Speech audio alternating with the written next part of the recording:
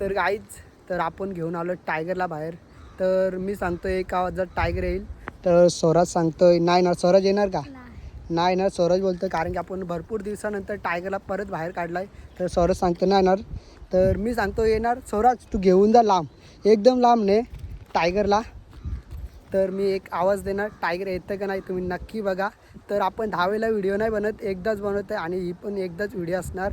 नाही हे बघा स्वराज घेऊन गेला भरपूर लांब, दिसत असेल तुम्हाला. सोड ताव, तू ये धावत लवकर.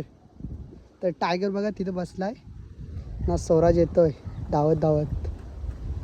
तर बघूया मी आता एक आवाज देणार आहे टायगरला. टायगर येते का नाही बघायचं आहे. टायगर ये.